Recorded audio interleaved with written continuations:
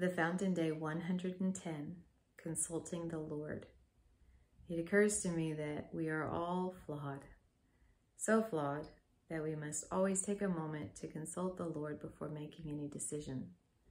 Just this week, we had a breakthrough in one area, and immediately I thought, great, now we can do this thing. But after that thought, the Lord said, stop. Take a moment and ask me what you should do with this breakthrough. Don't just proceed without consideration. Then after taking just a quick moment, I saw that my original thought, while totally practical, was missing something.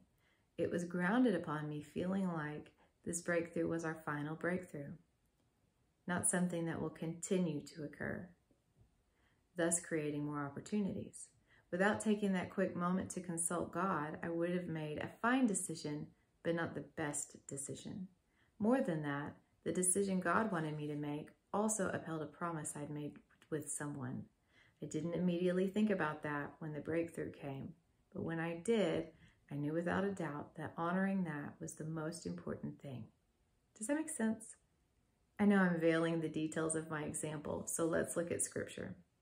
In this portion of Scripture, Joshua was leading the Israelites in battle to take all the territory in the Promised Land. After defeating several kings, their reputation was striking fear among all the people, so the people of Gibeon resorted to deception to save themselves. You can see that in Joshua 9:4.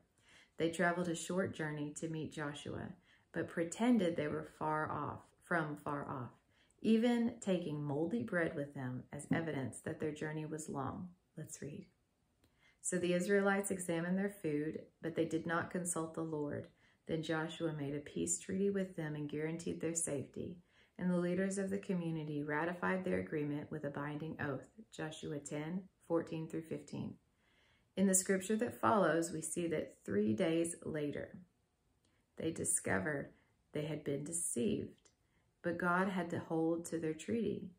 They enslaved the Gibeonites, but were not able to wipe them out as they were supposed to do.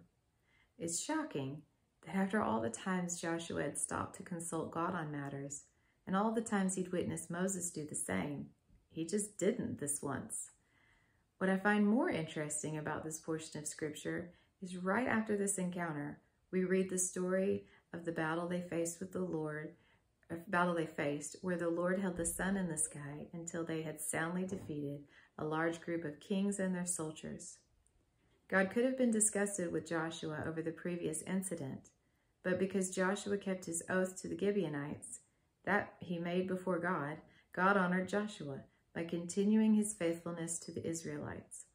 Joshua dealt with the Gibeonites by making them woodcutters and water carriers for the entire community. Honoring his oath, he didn't kill them. He knew it would have meant devastation for the Israelites. There's a lot to process in these scriptures, but one takeaway is this. If you make a mistake because you didn't consult God, there's always a way to redeem it. In my life, I've seen that God goes above and beyond to always make a way, even when there seems to be none. No mistake I've ever made has been final. They've always been opportunities to build character, learn, grow, and remain humble.